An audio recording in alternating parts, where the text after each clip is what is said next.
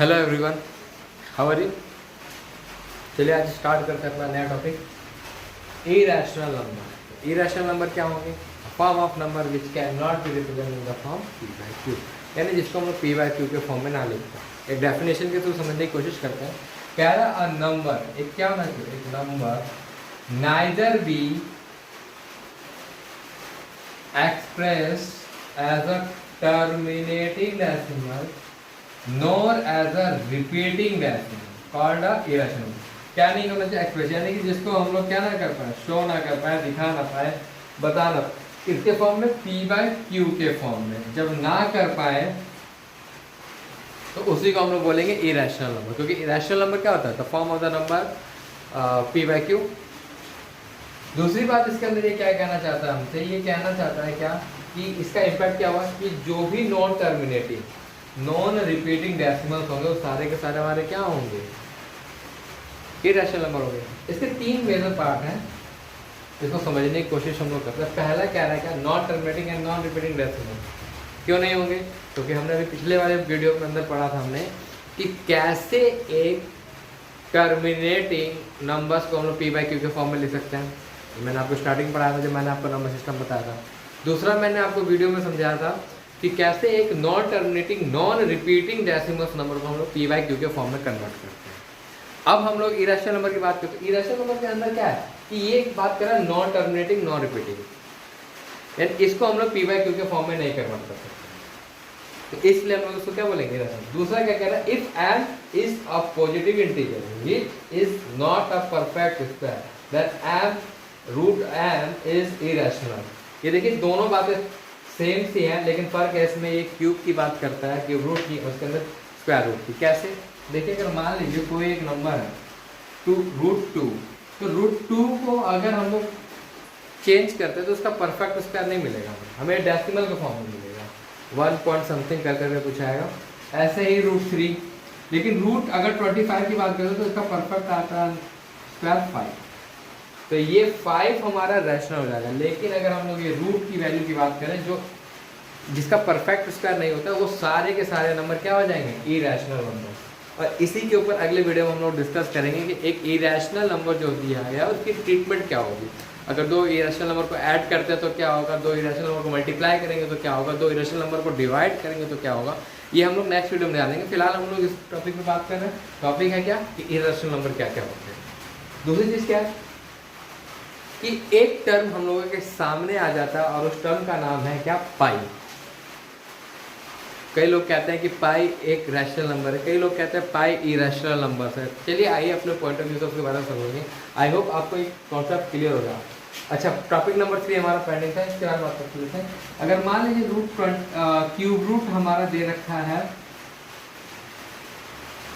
27, तो 27 का अगर क्यूब रूट आप निकालेंगे तो आएगा 3, जो एक परफेक्ट नंबर होगा। यानी कि अगर किसी का परफेक्ट क्यूब हमें मिलता है तो वो एक रैशनल नंबर होगा। लेकिन अगर बात की जाए कि एक ऐसा नंबर जिसका परफेक्ट क्यूब ही ना हो, मिले ही ना, तो वो हमारा इरेशनल नंबर हो जाएगा। जैसे क्यूब रूट 18, इसका परफेक्ट क्यूब नहीं है, तो ये भी एक इरेशनल नंबर है। नेक्स्ट टॉपिक हम लोग बात करते हैं, जो हमारा क्या है, अगला हमारा टॉपिक है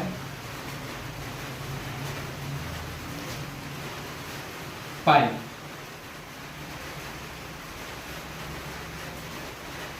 पाई क्या है? पाई के बारे में जानना चाहें। पाई is a number whose exact value is not 22/7। एक सिंपल सा कॉन्सेप्ट है। Pi is a number, pi एक नंबर आप लोग कह सकते हैं, या आप ये कह सकते हो कि पाई is a symbol which is using for the representing the one number. जिस एक नंबर है जिसको प्रेजेंट करने के लिए हम लोग क्या यूज करते हैं? पाई सिंबल एज ए यूज करते हैं। पाई कब आया बताना मुश्किल है, क्योंकि एशियन जो मोनूमेंट्स हैं उनके अंदर भी पाई सिंबल पाया गया है, तो ये काफ़ी पुराना, मे भी जब से पहिए का आविष्कार हुआ हो गेल का आविष्कार हुआ तब पाई के बारे में खोज किया गया, लेकिन पाई की बहुत बड़ी वैल्यू इम्पोर्टेंस हमारी लाइफ में है। इसके बारे में हम लोग फिर कभी डिस्कस करेंगे, लेकिन फिलहाल हम लोग ये जान लेते हैं पाई एक क्या रैशनल है या इरेशनल है। इसके बीच में बच्चों के बीच में बहुत ज़्यादा कन्फ्यूज़न रहते हैं, तो इस कन्फ्यूजन को दूर करने के लिए देखिएगा इसमें लिखा गया पाई इज़ अ नंबर। पाई एक नंबर है, वो नंबर कुछ होगा whose exact value is not, जिसकी एग्जैक्ट वैल्यू 22/7 नहीं है, ये अप्रॉक्स वैल्यू है, लगभग अप्रॉक्स। जैसे आप लोगों ने पढ़ा होगा कहीं पे लिखा रहता था 3.66, ये नंबर रिपीट करता, आपको सिखाया जाता है कि इसको आप लोग क्या लिख दिए, ठीक 3.67, ताकि ये नंबर जब 5 से ज़्यादा तो आप इसको क्या करते थे 7, तो ये अप्रॉक्स वैल्यू देता था आपकी। तो लगभग का वैल्यू है ये, मतलब कि लगभग एक वैल्यू हमने लिया जिसको हम लोग जब रैशनल में कन्वर्ट करते हैं तो 22/7 आता है, लेकिन इसकी एग्जैक्ट वैल्यू देखा जाए तो इरेशनल है। इसकी जो वैल्यू देखी जाए पाई की वैल्यू, तो वो इरेशनल नंबर 3.14,